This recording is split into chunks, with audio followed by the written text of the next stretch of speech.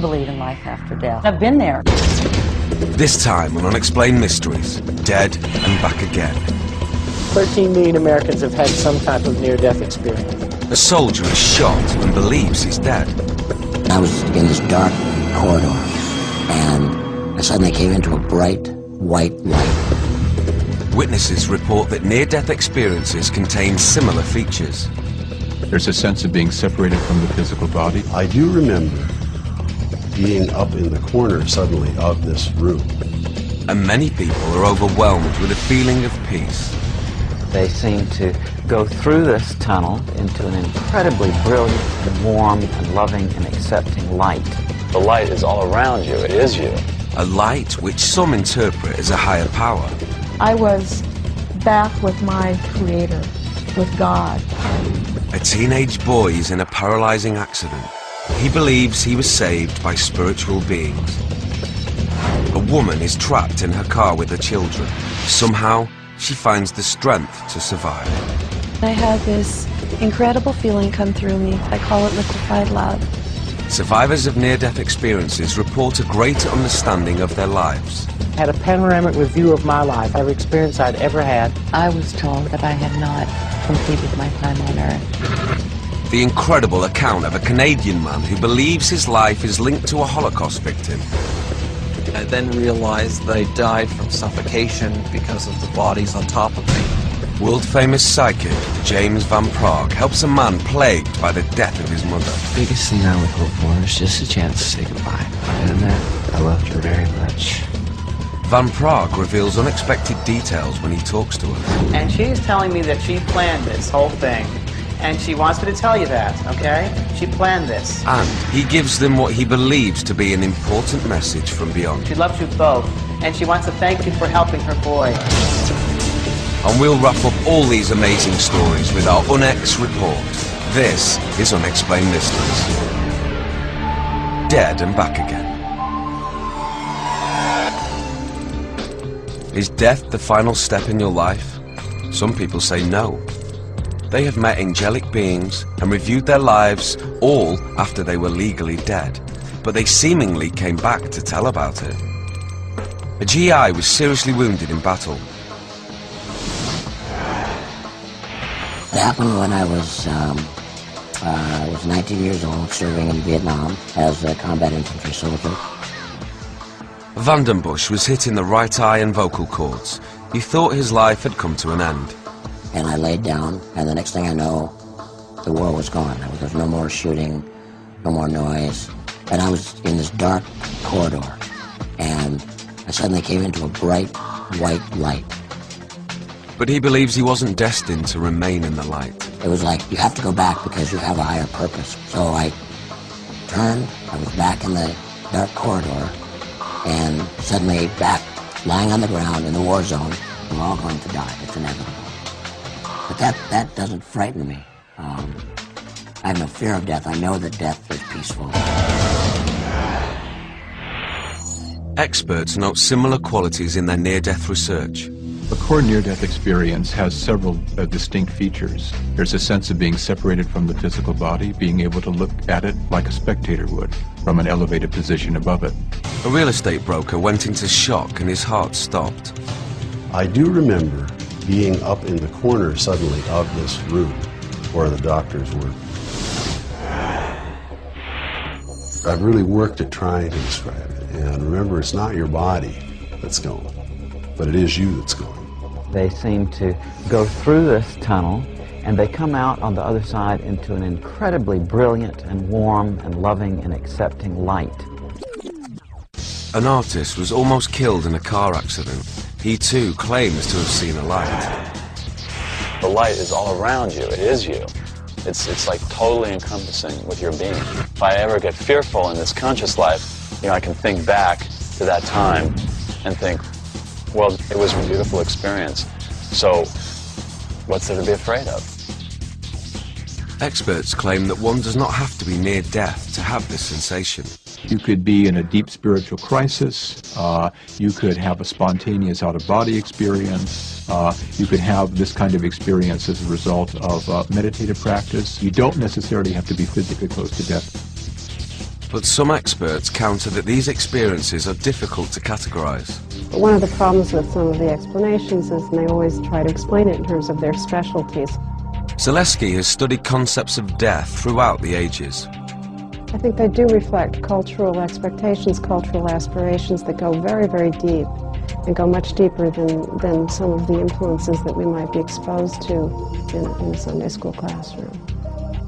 A high percentage of Americans believe they or someone they know have had a near-death experience.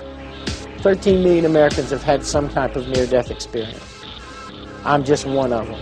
I believe that it's important to get the message out about the near-death experience because there's just too many people afraid of death. Near-death experiences share a similar sensation of being out of body. You're helpless. You feel helpless. For the first time in your life, you're totally helpless. Then I felt a tremendous sinking sensation, and then I came out of my chest and rose up to the ceiling, and I could look down and see my body lying there on the bed. And rapidly, I'm pulled out of my body and right into a dark, totally dark tunnel with a sensation of speed, rapid speed. I saw a pinpoint of light in this blackness, and I was attracted to it.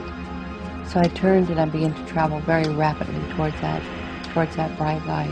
I was part of the light, and the light was part of me. It was not painful. It was absolutely wonderful.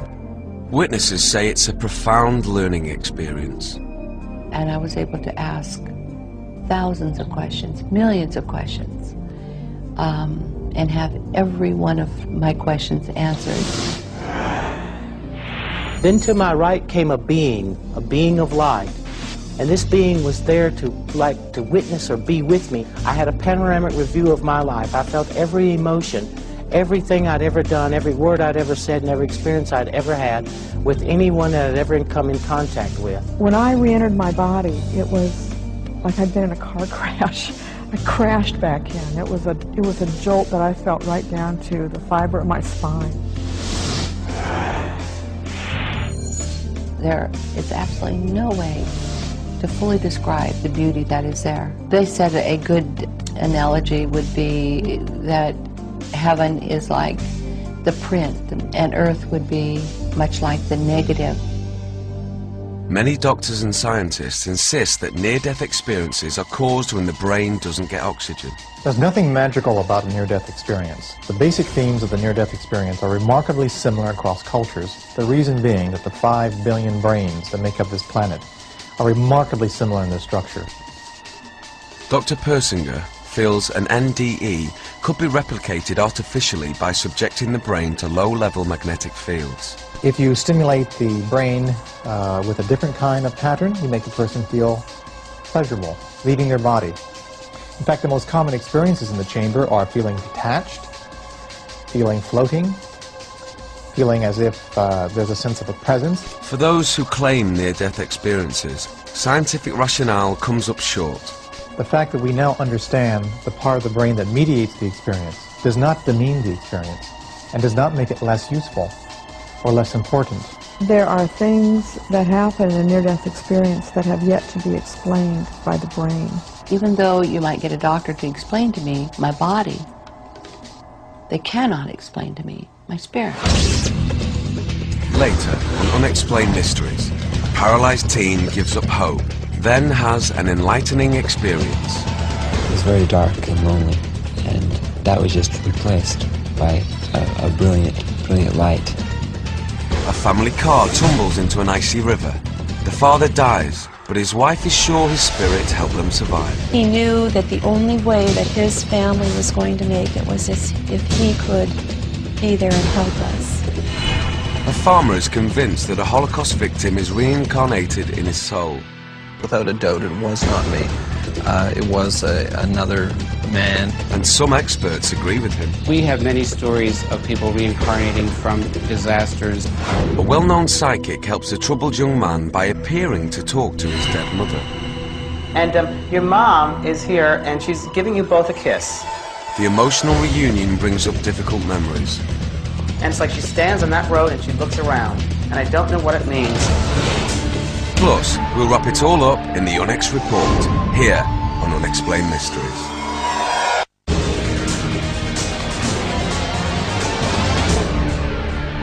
Unexplained Mysteries, Dead and Back Again.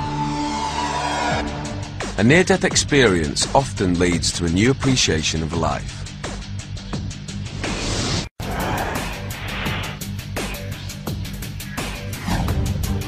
Tragedy strikes a tight-knit family when one of the boys has a terrible accident while searching for the perfect Christmas tree. The hill was very, very steep. The tree was very, very tall. And it was starting to get dark. It was definitely like I was possessed to get the tree. I didn't see any danger. Will climbed the tree to cut off the top, then his life changed forever. I just was enjoying the beauty when I could feel my arms scrambling out, trying to find branches, but I didn't have any control. I remember hitting the ground, but it wasn't very intense, like you might think. It was just like jelly splatting on the floor, and I couldn't feel anything. Will had fallen 50 feet. Doctors were extremely concerned about his condition. When Will arrived in the emergency room, he was totally paralyzed, although he was breathing on his own. The X-ray revealed a fracture, dislocation of the cervical vertebrae C4 on C5. I remember the doctor examining me and saying he had a needle or he had something sharp. And he was saying, "Do you feel this? No. Do you feel this? No. Do you feel this? No." Will was flown to a hospital in Montana, but his condition quickly got worse as he slipped in and out of consciousness. When someone is totally out, the chances of recovering are as near zero as you can get. He just laid there and kind of like he was in a trance, and I said, "What's happening, Will?" And he says, "I'm just practicing being a vegetable." To me, it's the most single devastating injury that people get because they're locked inside a body. They can't do anything. It comes as a sudden thing in almost every instance. If I could have, I would have taken my life. But I couldn't. I couldn't move. So I did the only thing I could do. I asked my mother. He says, "If you really loved me, you'd get me out of my misery, and you'd take this pillow and put it over my face." And she just looked back at me with loving eyes and couldn't respond. Will gave up hope. He didn't want to do his physical therapy. Then another accident happened. They got me on the tilt table and tilted me up way too fast. And I do remember I could see the floor for the first time in my new life. And I could feel the blood just running out of my head. And the room started to get a little bit dark and splotchy. And he just passed out, and the nurse couldn't get a blood pressure, we couldn't get a heartbeat. I want to die. And all those prayers that I'd said every night were answered. It was very dark and lonely.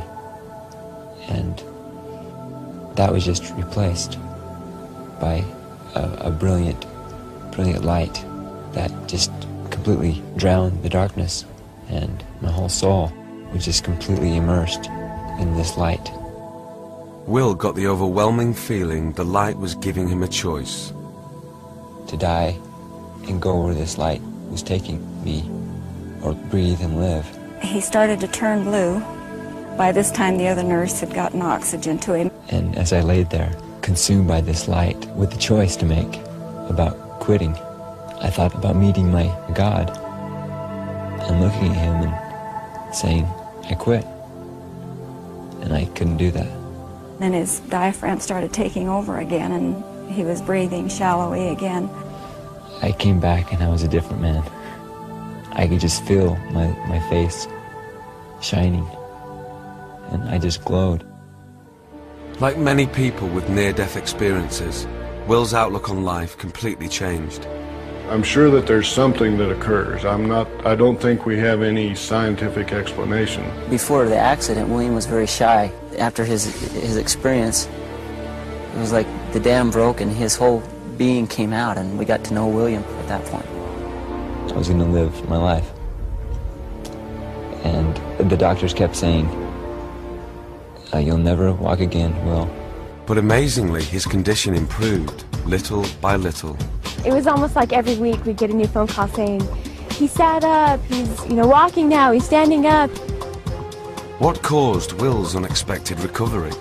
According to his family, the answer is prayer. His doctors don't know what to make of it.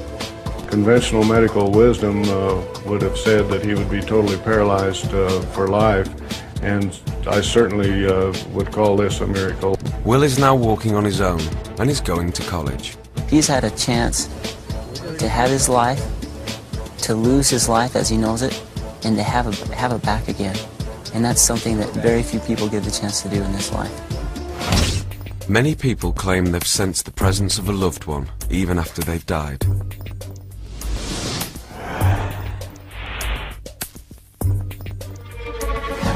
The mountains of eastern Washington state. A family is on its way back from a ski trip.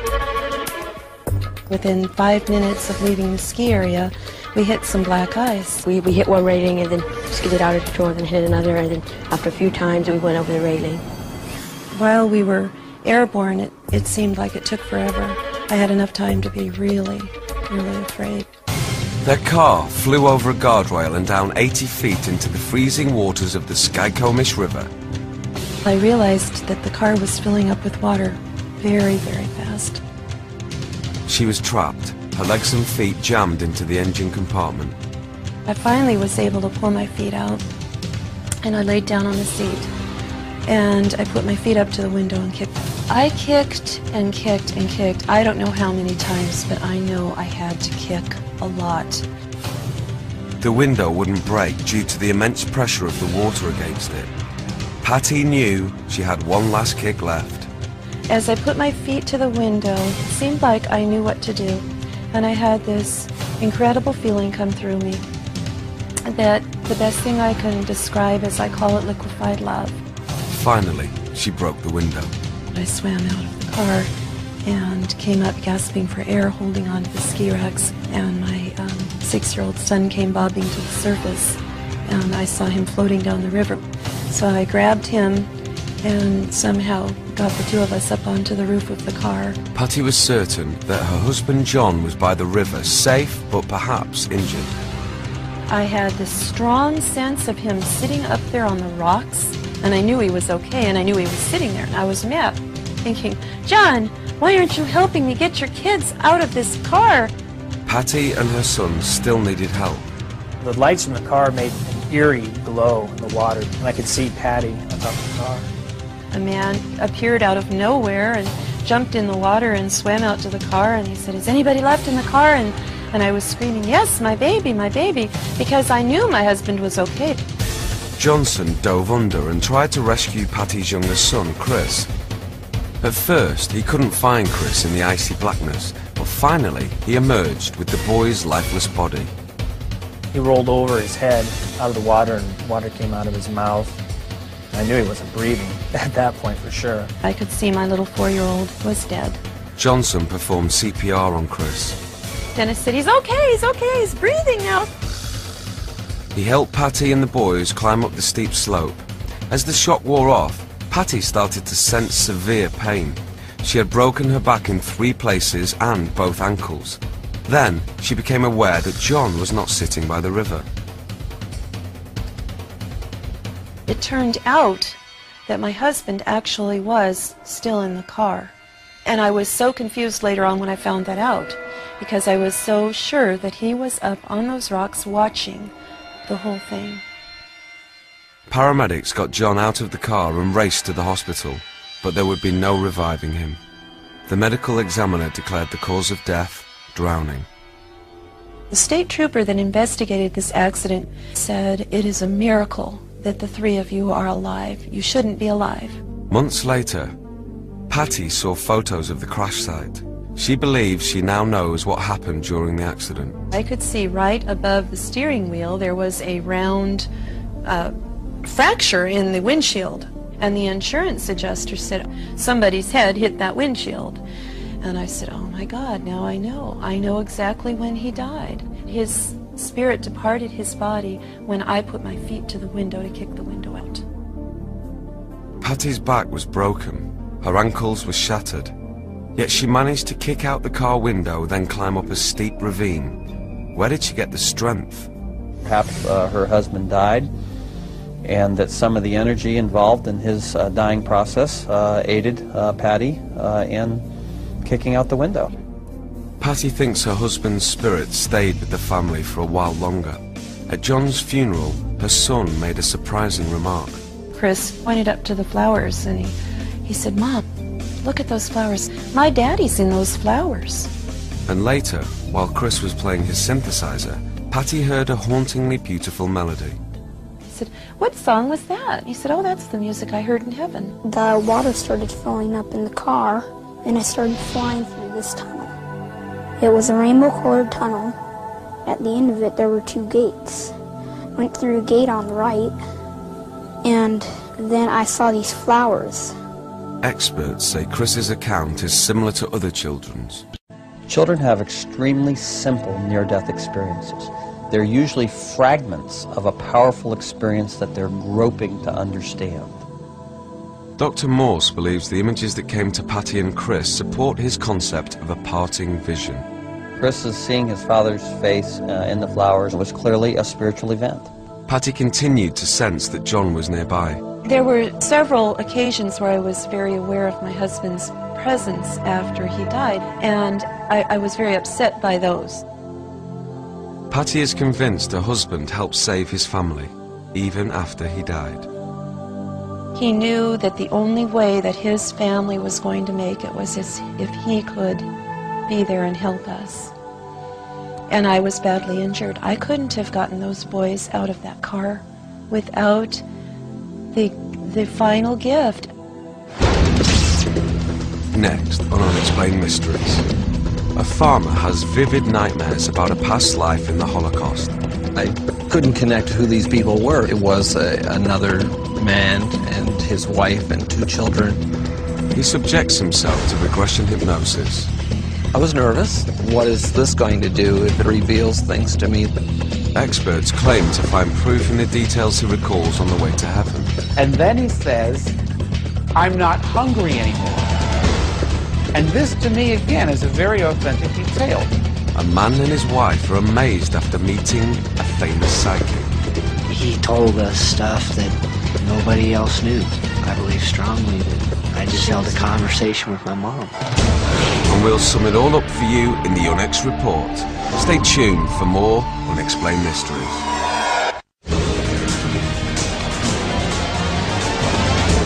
Unexplained Mysteries, dead and back again. Many people believe their bodies are inhabited by reincarnated souls. A farmer in Nova Scotia is suddenly racked by nightmares of the Holocaust.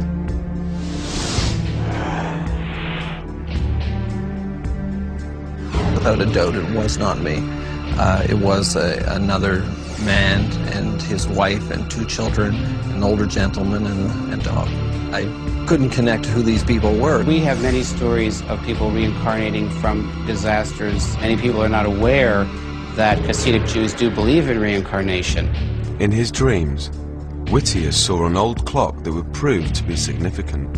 It was black, tall, very quiet. No one would find us because it was so quiet.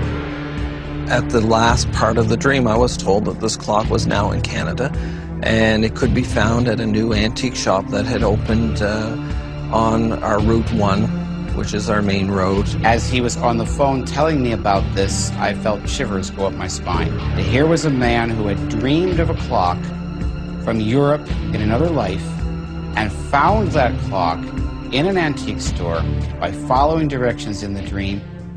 To find out the identity of the people in his dreams, Whittier sought out a hypnotist who specialized in regression therapy. I speak direct to your subconscious mind, and I'll say, I want you to move back to that event.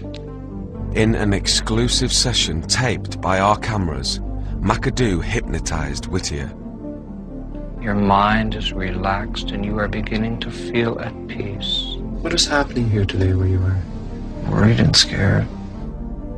In his past life, Whittier claims he was a Jewish telegraph operator named Stefan Horowitz. His family was hiding in a root cellar. How long do you stay here? For more than 2 weeks. We went on to when he was captured by the Germans, and his family was taken by truck and then by train to the camps. Then we moved to the last day of his life. What I remember is being taken to a place outside of the camp and being taken and stood along a trench, and we had no idea what was in the trench until we actually were made to stand there. And when you looked down in the trench and saw the rest of the bodies, you knew what was going to happen. And then I remember being shot through the back and falling into the pit. It was an absolutely devastating feeling to know that you actually were being somebody else and you were being shot and you were actually dying. During the regression, Whittier seemed to tense as if he had actually been shot. I then realized that I actually didn't die from being shot, that I died from suffocation because of the bodies on top of me. Move out of the body and tell me what it feels like as you lift out of the body. Oh, there's so many people that are going up. Did you see this light? It's so bright. There's rays of blue light that are coming. And then he says, I'm not hungry anymore. And this, to me, again, is a very authentic detail, because the immediate realization as he enters the gates of heaven is that he's no longer hungry and he's no longer cold. And if he were making up the story, that would not likely be the first thing you would say upon being in the gates of heaven. Whittier says he saw a blue light, and that surprised him. In this life, he had read in books, etc., that it should be a white light, it should be a yellow light. Well, in Jewish mystical tradition, the light is a blue light. And considering that his own background is Christian, he didn't see angels with harps, he didn't see Jesus. He saw what I believe Stefan Horowitz would have expected to see, a very Jewish model of heaven. Rabbi Gershom has a theory about Holocaust reincarnation. What I believe happened in the Holocaust is that so many Jews were killed at once, and entire family lines were destroyed, that these people could not come back in their own village or their own family line. So they sought out the nearest body they could find. Whittier was plagued with questions until he was hypnotized. I now have a real sense of peace. And what about the clock that Whittier had such strong images about in his dreams? It's my belief that it was the will of God that he have this clock returned to him. Now, the clock itself was a very expensive antique that Bruce could not afford to buy. And as I began to tell the story in conferences around the country, people began to pass the hat and collect money to ransom the clock. And so the clock now sits in Bruce's home. It certainly has increased my belief in the spirit world. And without their help and the guides and those that are dealing with us on the other side, that there was no way that clock would arrive. Rabbi Gershom believes that there is a powerful reason why Bruce Whittier and people like him experience reincarnation visions. Jewish culture has survived. The Nazis did not succeed in destroying that. And so those who still have pain from that other life can find much healing in finding out what it was that they gave their lives to preserve. Some people believe that psychics can communicate with spirits of the dead.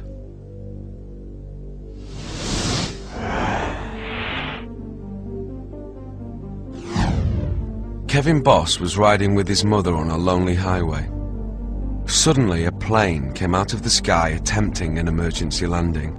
His mother was decapitated by its wing. If she wouldn't have pushed me down, the wing would hit me first. She literally saved my life. Since that time, his life has been in turmoil, full of drug and alcohol abuse. I'm running from the pain. Kevin believes that if he could talk to his mother one more time, everything would be all right. So his wife, Dina, contacted James Van Prague, a clairvoyant who's renowned for helping people contact loved ones who've died. I think everybody is born with intuition. Everybody's psychic from one degree or another. Yeah, but there are those people that are born with maybe a little bit more sensitivity than most. And if that can be developed and harnessed, then you have results as far as what I'm able to do. Kevin and Dina have high hopes for the session. The biggest thing I would hope for is just a chance to say goodbye. And that, I loved her very much. I want to be able to start from today on new and have Kevin be whole. The session began. Van Praagh believes he has sensed the presence of Kevin's dead mother. Okay.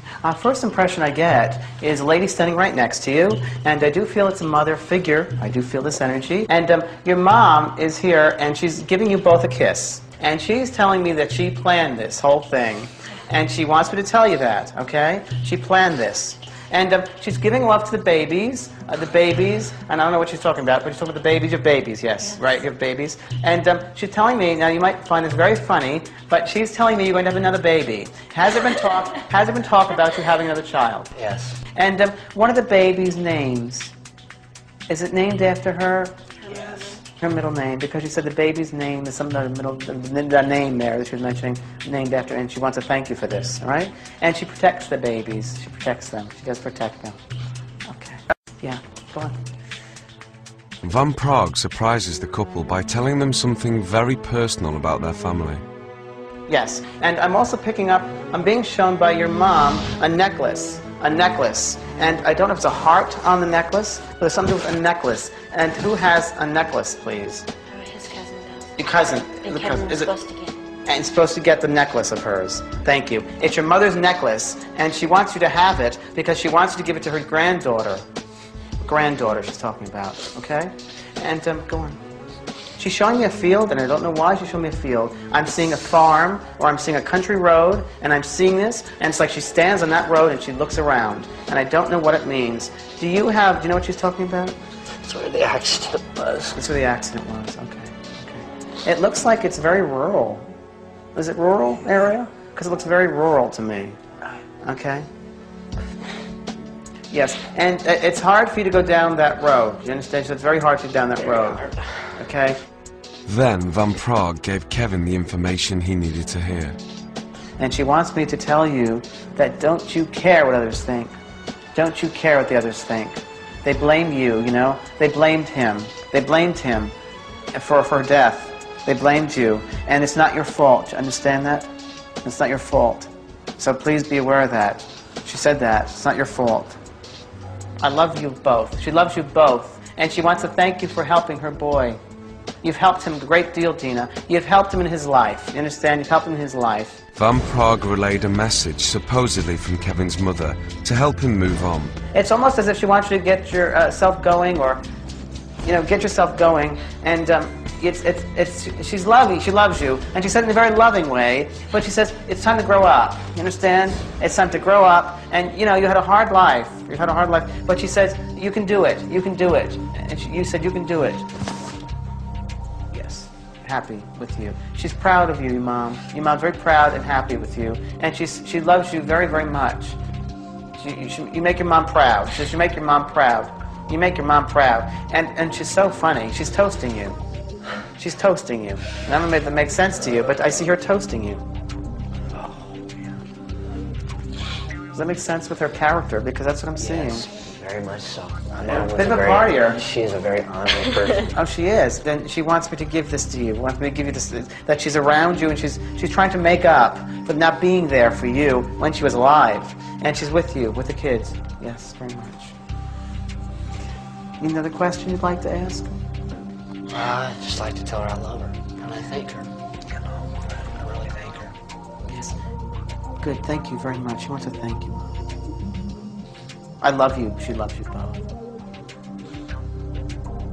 Okay, there you go. Okay? Yeah, I'm great. Okay. You're welcome. Very welcome. I'm the radio, and you know, one day the radio might be working really well, and other days it might be hard to hear. So I never take it for granted. Kevin was profoundly affected by Van Praagh's psychic abilities. He told us stuff that nobody else knew, and there was no way he could have found out. And know. So, without a doubt, I believe strongly that I just held a conversation with my mom. I felt this weight completely leave him. That happens when there's a little more self-confidence there, there's a little more love there. I think that he had closure, and I think it has changed his way of looking at life.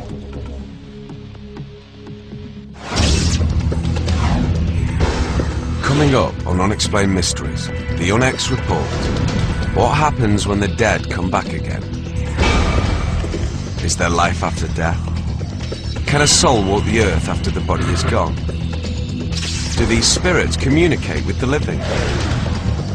We'll dig deeper for the answers next on the UNEX report.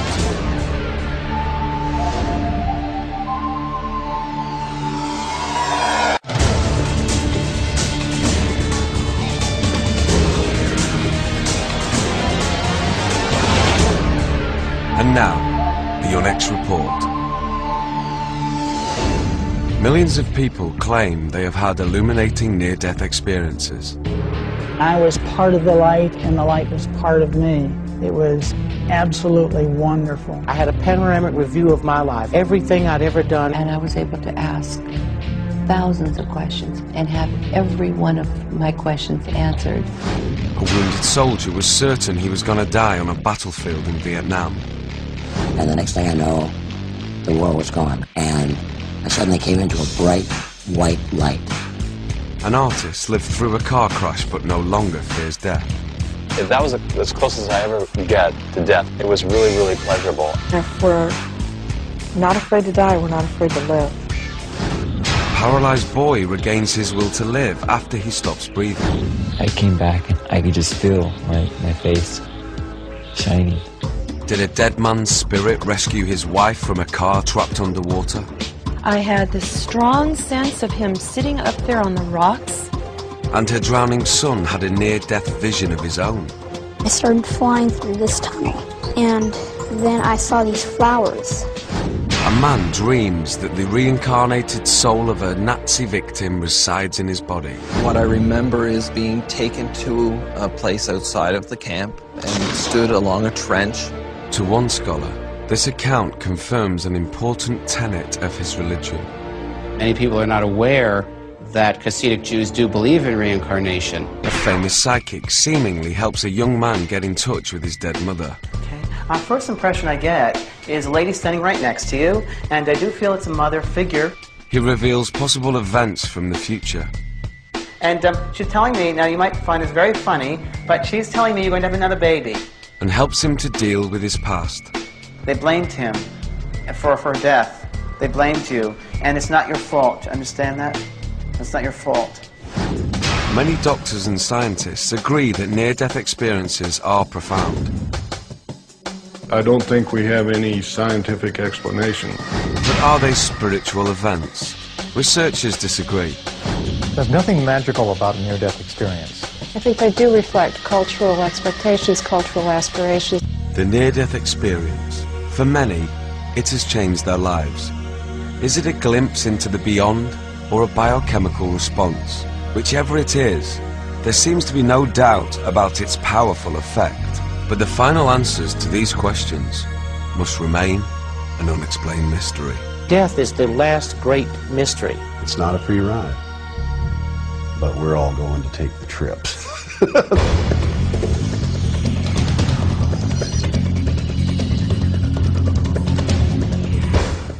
Stay tuned, but don't turn out the light. Evil breeds in the dark. Well, not really. After the break, as if going to prison wasn't bad enough, they've had to make it haunted as well. Alcatraz opens its ghoulish heart to the public in Paranormal America in Unexplained Mysteries next.